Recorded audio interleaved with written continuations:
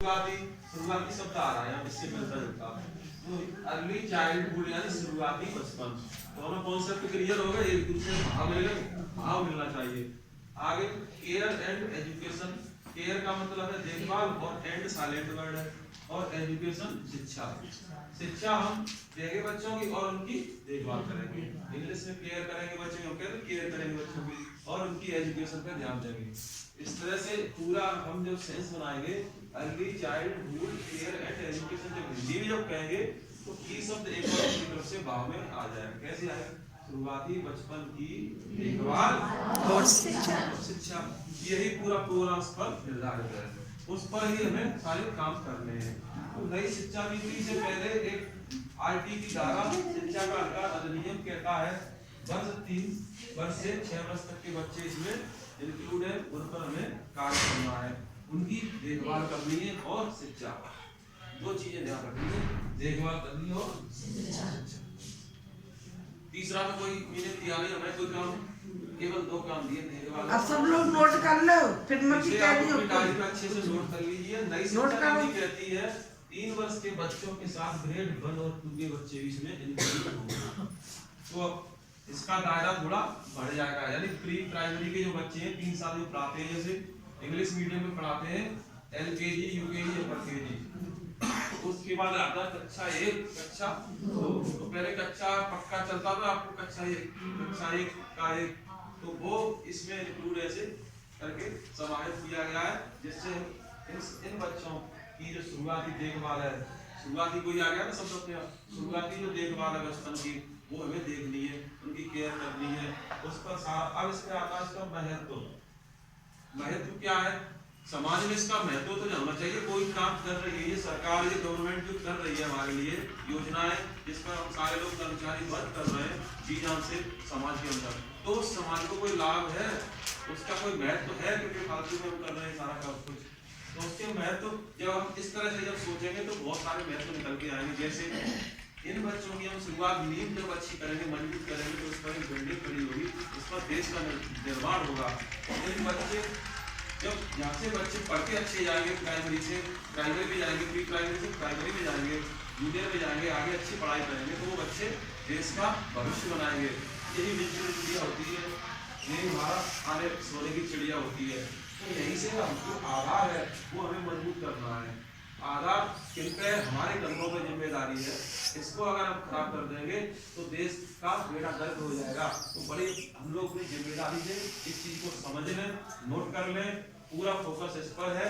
और इसके साथ ही सारी विभिन्न योजनाएं, आपके साथ सुविधाएं, वेतन, तमाम हमारी मेहनत, ये सारी सरकार जो सहयोग चाहती है, वो सारे हम लोग उनके साथ कदम से कदम मिला के चलेंगे, तभी इन बच्चों का भविष्य, जिनको पढ़ाने को कोई तैयार नहीं है, बच्चों को पढ़ा रहे हैं। IAS PCS या कोई BSc BCom किए हुए व्यक्ति छोटे बच्चों को नहीं पढ़ा सकता है। उन बच्चों को हम पढ़ा रहे हैं, उन बच्चों की केयर कर रहे हैं।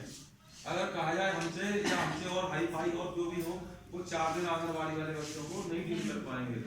तो आप सोचिए आप कितने महान पद पर हैं। ये कोई सामान्य पद नहीं है।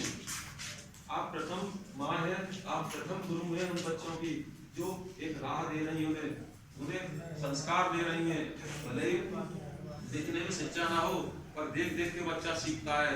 तो हम विभिन्न गतिविधियां कराते हुए उसे हाव भाव से कविताएं, गीत, तमाम चार्ट, चित्र दिखा करके हम वो चीज उस बच्चे को संस्कार डालेंगे, तो बच्चा वो रंगों की अवधारणाएं, चित्रों की अवधारणाएं, अंकों की अवधारणाएं, अंक मिलाना, ये सारी हम गतिविधियां जब करेंगे तो बच्चा वो सीखेगा तो उसे समझ विकसित होगी। जब समझ विकसित होगी तो ये समझना आना जाना जैसे रास्ते में सीख जाता है, तो आगे ये भी समझेगा कि पढ़ाई का भी कुछ महत्व है।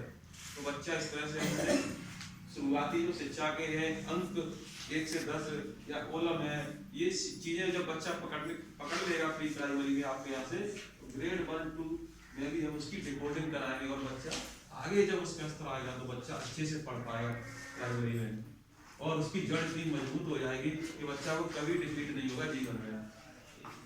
तो ये शिक्षा का दान करते हैं हम, तो मकर संक्रांति में ये दान करें, वो दान करें। हम कह रहे हैं शिक्षा का दान करो, इससे बड़ा कोई दान नहीं दुनिया में। शिक्षा का दान करो, बच्चों को समय दो, देखभाल से मतलब समय दो उन्हें, समय से बड़ा कोई दान नहीं है। ये बहुत बड़ा कीमती समय है। आप हम लोग यहाँ बैठे हैं, है ना, हम बच्चों के साथ समय दें, तभी ईश्वर हमारे साथ समय देगा।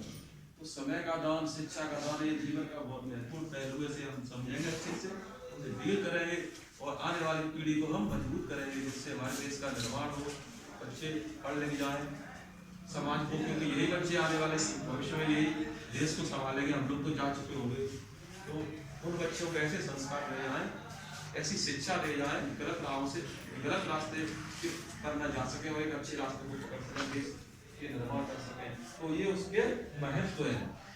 महत्व समझे कितने महत्व है उसके, पूरा देश इस पर निर्भर होता है। तो एक ये ना सोचे कि हमारे से कुछ नहीं होगा करने से, तो दूसरा यही सोचने लगेगा। ऐसा ना सोचे, हम सब बहुत परम पवित्र इंसान हैं, जो उन बच्चों का मौका मिला है जो बालापन के जैसे भगवान का रूप होते हैं, उनको पढ़ा रहे हैं। किनको? भगवान को पढ़ा रहे हैं, देवियों को पढ़ा रहे हैं। क्योंकि छोटा बच्चा बताते हैं कि वो बोलता है तो उसके मुंह की बात सच निकल जाती है, क्योंकि वो भगवान का रूप होता है। तो उनको पढ़ा रही है, सोचो आप भगवान को पढ़ा रही, कितनी बड़ी पद है आप। ये भी नसीब से मिलता है। पिछले जन्म के संस्कार होते हैं हमारे, तब हमें इस तरह की पद मिलती है। ठीक है, इसे आप नोट कर लो।